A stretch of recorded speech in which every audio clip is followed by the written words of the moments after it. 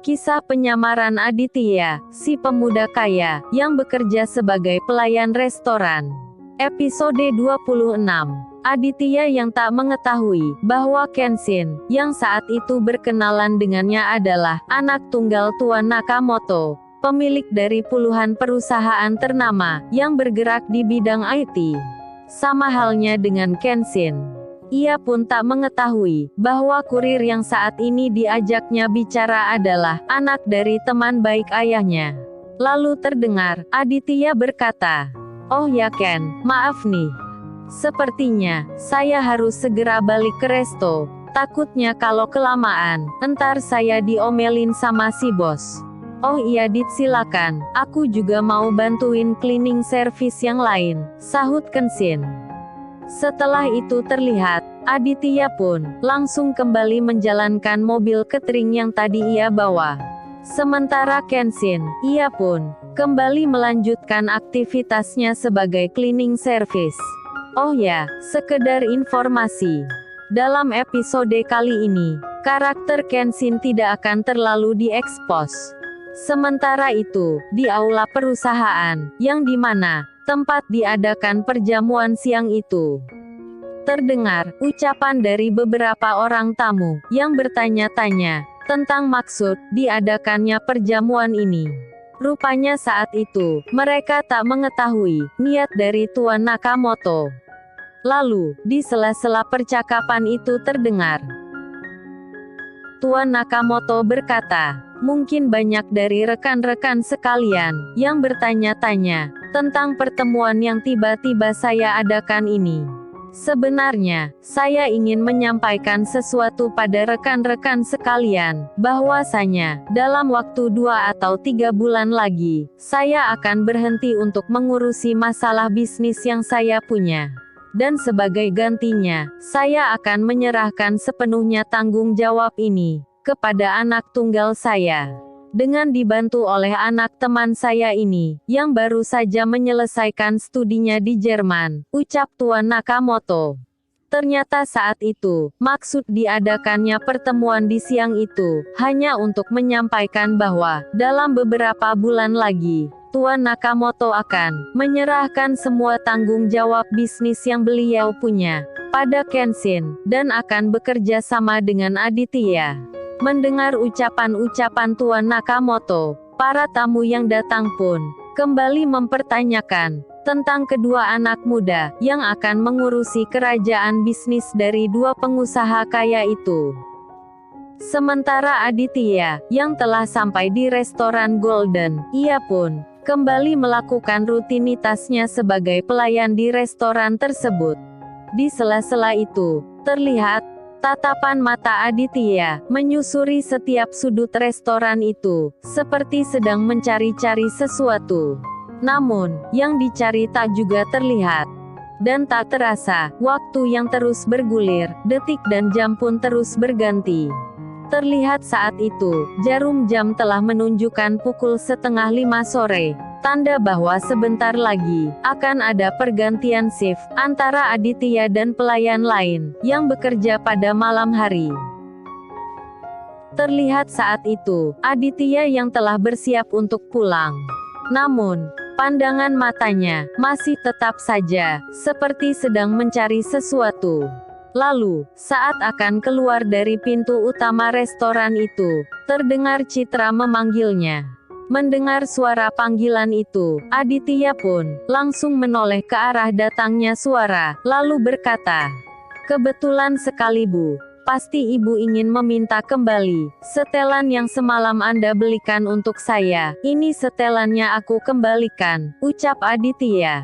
Citra, ia pun berkata, "Bukan, maksud saya bukan itu," ucap Citra, dan kembali berkata, "Maafin saya ya, semalam saya terpaksa melakukan itu. Kalau enggak, aku bakalan dijadiin bahan ejekannya si Niken dan teman-teman." "Oh, jadi karena alasan itu, Bu Citra memfitnah dan mengkambing hitamkan saya. Ini setelannya, aku kembalikan," ucap Aditya, dan melemparkan setelan yang dipegangnya pada Citra. Namun tak disangka, saat itu, Dika melihat kejadian itu. Kamu, apa-apaan kamu? Kamu sadar enggak, Citra ini siapa? Saya tahu Pak, Bu Citra ini sekretaris Anda, sahut Aditya. Dika, ia pun berkata. Lalu, kenapa kamu melemparkan kantong kresek itu pada Citra? Saya hanya mengembalikan setelan itu pada Bu Citra. Lagian, apa masalahnya dengan Anda, ucap Aditya. Sepertinya saat itu, kesabaran Aditya sudah mencapai batas maksimal, dikarenakan perlakuan semena-mena yang tiap hari ia terima. Mendengar ucapan Aditya, Dika pun berkata, "Sudah berani melawan kamu, Pak Dika, semut aja kalau Anda injak, Anda bisa digigit," sahut Aditya. Lalu Dika pun kembali berkata. Namun tiba-tiba, di sela-sela perkataan Dika, tiba-tiba, handphone milik Aditya berdering. Dan tanpa memperdulikan ucapan Dika, Aditya langsung saja menerima panggilan itu. "Halo bro, aku udah di depan tempat kerjamu nih. Buruan keluar," ucap si penelpon tadi. Lalu, Aditya pun berkata, "Oh iya Nik aku." Namun, belum sempat Aditya melanjutkan perkataannya pada Niko. Tiba-tiba, Dika mengambil handphone dari genggaman Aditya, dan dibantingnya di lantai restoran. Akibat dari perbuatan Dika, handphone kesayangan milik Aditya pun hancur berantakan. "Kalau atasan lagi ngomong kamu dengerin, bukannya malah terima telepon," ucap Dika. Sementara Aditya melihat handphonenya telah terpisah-pisah menjadi beberapa bagian, ia pun terlihat menundukkan badannya dan mengambil SIM card dari handphone tersebut. Setelah itu terdengar, Aditya berkata, "Terima kasih atas perlakuan Anda. Sepertinya, hotel dan restoran ini membutuhkan pimpinan baru, yang bisa lebih sopan pada karyawannya," ucap Aditya, lalu kembali melanjutkan perkataannya. "Oh ya Pak Dika, tolong dipertanggungjawabkan kerugian saya," ucap Aditya, dengan menunjuk ke arah handphonenya, yang masih berserakan di lantai. Mendengar perkataan itu, Dika pun berkata, "Hahaha, lo dengar enggak Cit? Habis makan apa ya nih bocah, bisa-bisanya ngomong gitu ke aku.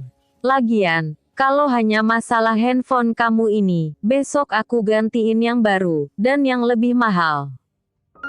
"Maaf Pak Dika, saya maunya handphone ini, bukan yang lain.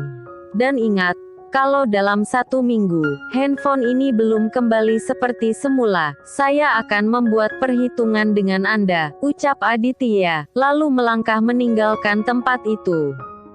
Sadar diri dong, posisi kamu tidak mendukung untuk bernegosiasi dengan saya. Kalau saya mau, hari ini juga, kamu bisa saya pecat, ucap Dika. Namun saat itu, Aditya tidak lagi memperdulikan ocehan Dika, ia terus saja melanjutkan langkahnya, sambil berkata, "Ingat, waktu Anda hanya 1 minggu." Setelah itu terdengar, Dika berkata pada Citra, Cit, tuh anak kemasukan setan apa ya, tiba-tiba jadi kayak gitu. Habisnya lo juga sidik. Pakai lemparin handphonenya ke lantai, sahut Citra, sambil memunguti potongan handphone milik Aditya. Sementara, Aditya yang telah berada di dalam mobil milik Niko, terdengar Niko berkata, Dit, kok tadi, tiba-tiba handphone kamu mati sih? Oh itu, tadi dibanting sama si bos, gara-gara aku nerima panggilanmu, sahut Aditya. Niko pun berkata, jadi, rusak handphonenya? Ya iyalah rusak, udah kayak habis dilindas mobil, sahut Aditya. Setelah itu terdengar, Niko berkata, terus gimana, mengenai permasalahan restoran, apa kamu sudah mengecek bagian dapurnya? Belum Nik, soalnya tadi enggak sempat, karena sibuk ngantarin catering pesanannya pelanggan, sahut Aditya. Dan tak terasa, mobil yang dikendarai Niko pun telah sampai di depan gerbang rumah yang sangat mewah milik Tuan Winata. Lalu terdengar, Niko berkata, oh ya Dit, aku ngantarinnya sampai sini aja ya. Enggak masuk dulu Nik. Enggak usah Dit, aku langsung balik aja, mau siap-siap untuk jemputin si Erin, sahut Niko. Lalu, Aditya pun berkata, ya udah enggak apa-apa, sahut Aditya, lalu keluar dari mobil tersebut. Setelah itu terdengar, Niko kembali berkata, ingat ya Dit, buruan balik ke kontrakan, kalau kamu enggak datang, aku bisa batal dinner sama si Erin. Iya deh, giliran soal cewek aja, aku diingatin terus, sahut Aditya, lalu melangkah memasuki gerbang rumah mewah tersebut. Singkat cerita, jarum jam telah menunjukkan pukul 6 sore. Aditya yang telah menyiapkan setelan, yang akan ia kenakan, saat menghadiri pelelangan besok. Ia pun segera mengambil kunci mobil miliknya, dan langsung melangkah menuju garasi. Namun, saat melewati ruang tamu, terdengar ibunya berkata, loh, kok buru-buru amat nak, enggak nunggu papa pulang dulu? Iya nih ma, soalnya, ada teman yang udah nunggu di kontrakan. Kasian kalau kelamaan nunggunya. Ya udah, kalau gitu hati-hati, jangan kebut-kebutan, sahut ibunya Aditya. Iya ma, Adit pamit ya ma, sahut Aditya. Lalu kembali melanjutkan langkahnya. Saat tiba di garasi, terlihat berjejer mobil-mobil mewah milik Tuan Winata, yang terparkir dengan rapi. Namun di antara mobil-mobil mewah tersebut, terlihat sebuah hypercar berwarna hitam, dengan merek Bugatti, yang sangat mencolok di garasi tersebut. Aditya pun, segera masuk ke dalam mobil tersebut, dan langsung menghidupkan mesin mobilnya. Setelah dipanasi selama beberapa detik, Aditya pun langsung menjalankan mobil miliknya itu dengan perlahan. Sementara, dua orang security yang berjaga di depan gerbang rumah tersebut, mendengar suara angan yang keluar dari knalpot mobil milik Aditya, mereka pun segera membukakan pintu gerbang tersebut. Tumben banget ya, tuan muda pakai mobilnya itu, bisanya kan kemana-mana naik taksi online, ucap salah satu security. Mungkin ada keperluan penting, makanya mobilnya dipakai. Tapi aneh juga ya, yang kaya, malah belaga miskin, nah yang miskin, malah sok-sokan, sahut teman security itu. Sementara Aditya, yang sedang mengendarai mobilnya, terlihat saat berhenti di beberapa lampu merah. Pandangan mata pengguna jalan pun langsung tertuju pada hypercar miliknya itu. Ditambah lagi saat itu, Aditya tak menutup kaca pintu mobilnya, membuat para pengguna jalan terutama para wanita, makin betah melihatnya. Lalu tiba-tiba, terlihat sebuah mobil sedan, yang ditumpangi 4 orang wanita, berhenti tepat di belakang mobil Aditya. Lalu terdengar, salah satu wanita, yang diketahui bernama Marisa berkata, Nick, lo lihat deh, mobil hitam yang di depan itu, yang punya pasti tajir tuh. Iya Nick, entar lo ikutin ya, siapa tahu aja yang punya cowok, sahut cewek yang bernama Desi. Mendengar ucapan temannya itu, rasa penasaran Niken pun mulai timbul. Lalu saat lampu merah berubah hijau, Niken pun mulai mengikuti mobil milik Aditya. Saat itu, Niken tak menyangka bahwa cowok yang ada di belakang kemudi hipercar itu adalah cowok yang semalam mereka hina. Lalu terdengar lagi, Marisa berkata, Nick, cepatan dikit dong. Iya, ini juga udah ngebut nih. Lagian, lo kira angkot yang lagi kita buntuti, sahut Niken. Lalu, setelah tepat berada di samping mobil milik Aditya, terdengar Marisa berkata, oh my god, sumpah, ganteng banget tuh cowok, lo lihat deh Nick. Gue juga pengen lihat nih, ucap Desi, yang berada di bangku belakang. Sementara Niken yang sedang mengemudikan mobil, ia pun sedikit mencuri-curi pandang, untuk melihat si pengemudi hypercar itu. Namun saat itu, pandangannya terhalang oleh Marisa, yang duduk tepat di samping kirinya. Marisa, lo diam dikit dong, jangan kayak ulat bulu, ucap Niken. Lalu, saat melihat si pengemudi hypercar itu, Tiba-tiba, Niken menginjak rem dalam-dalam dan berkata, "Oh my god, Marissa Marissa, coba lo tampar pipi gue enggak lagi mimpi kan?" "Enggak kan," ucap Niken. Lalu, bagaimana kelanjutan kisahnya?